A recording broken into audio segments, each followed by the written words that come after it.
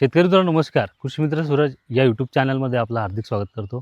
शेतकरी मित्रांनो, आपण जर आपल्या शेतामध्ये कपाशी पिकाची लागवड केली असेल आणि आपल्याला पहिलं खत व्यवस्थापन करायचं असेल, तर कोणत्या पद्धतीचं खत व्यवस्थापन आपण करू शकतो, कोणत्या पद्धतीचे खतं आपण इथं टाकू शकतो. पहिलं जर बघायचं म्हटलं, नत्रयुक्त खतं आपल्याला इथं वापरायची नाही आहे. कारण की जमीन आपली खूप आपण दिवसेंदिवस जर बघायचं म्हटलं, तर जमिनीमध्ये जर नत्राचंच प्रमाण आपण जास्त टाकत गेलो, तर जमीन कुठेतरी नापीक होत जाते. म्हणून आपल्याला युरिया जास्त मुबलक प्रमाणात टाकायचं नाही आहे.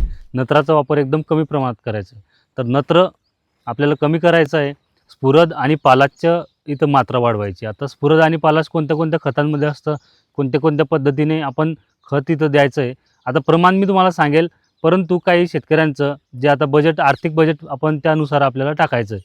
आता खत व्यवस्थापन घेत असताना आपल्याला 75 किलो 3-15 घ्यायचं आहे. आता 3-15 सोबत आपल्याला मॅग्नेशियम सल्फेट 10 किलो घ्यायचं आहे. शेतकरी मित्रांनो, हे एकरी प्रमाण आपल्याला कपाशीला टाकायचं आहे. आता 3-15 ऐवजी जर बघायचं म्हटलं, 10-26-26 तुम्ही घेऊ शकता. 75 किलो किंवा 2 बॅग तुम्ही 10-26 वापरू शकता. एकरी हे प्रमाण वापरायचं आहे. त्यासोबत मॅग्नेशियम सल्फेट आपल्याला वापरायचं आहे. कारण की आपल्या कपाशी पिकामध्ये तेलाचं प्रमाण आपल्या सरकीमध्ये खूप असतं आणि हे जर चांगल्या पद्धतीनं मॅग्नेशियमचा वापर आपण इथं केला, मॅग्नेशियम सल्फेटचा, तर उत्पन्नामध्ये वाढ आपली होणार आहे. कारण की इथं मॅग्नेशियम सल्फेटमुळे जे वजन आहे कपाशीला ते चांगल्या पद्धतीने येणार आहे. शेतकरी मित्रांनो, हे जे घेतल्यानंतर आपल्याला जर बघायचं म्हटलं, या व्यतिरिक्त आपण काही खतं बघणार आहोत, ज्यामध्ये स्फुरद आणि पालाशयुक्त चांगल्या पद्धतीचे खतं किंवा आपण ज्याला मात्रा म्हणू, तर इथं जर बघायचं म्हटलं 8-21-21 तुम्ही घेऊ शकता. 8-21-21 देखील चांगल्या प्रकारचं आहे. 24-24-0 जर बघायचं म्हटलं, हे जर तुम्ही घेतलं, तर त्यामध्ये पोटॅशची मात्रा वाढवायची आहे, जेणेकरून चांगल्या प्रकारचा स्फुरद आणि पालाश जे पोटॅशयुक्त जे खतं आहे, ते टाकल्यामुळे आपल्या कपाशी पिकाला चांगल्या पद्धतीचे उत्पादन होणार आहे. तर शेतकरी मित्रांनो, हे मात्रा तुम्हाला मी सांगितल्या. आता 3 नंबरचं जर बघायचं म्हटलं, तर इथं नत्र आपण इथं कमी केलेलं आहे, परंतु स्फुरद आणि पालाशची मात्रा इथं वाढवली आहे. आता DAP आपण वापरू शकता.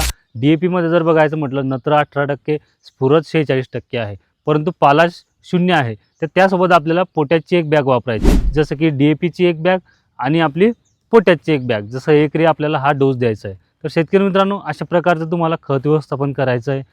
खत व्यवस्थापन करून जर बघायचं म्हटलं, तर चांगल्या पद्धतीचं आपल्याला इथं कपाशी पिकामध्ये उत्पादन होणार आहे.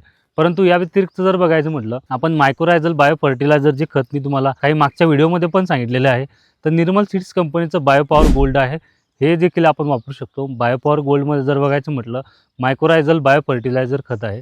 जसं की मायक्रोरायझा काय काम करतं, जमिनीमध्ये जे खतं वगैरे पडलेले आहे, ऑलरेडी आपल्या जमिनीमध्ये भरपूर खतं असतात, तर ते खतं लावण्याचं काम हे कुठेतरी मायक्रोरायझा करत असतं. त्यामुळे तुम्ही निर्मलचं मायक्रोरायझल बायो फर्टिलायझर जे खत आहे, बायोपॉवर गोल्ड म्हणून, याचा वापर देखील करू शकता.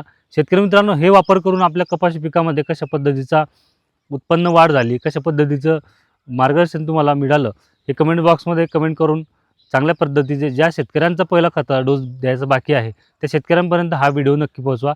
आपलाच कृषी मित्र सूरज. धन्यवाद.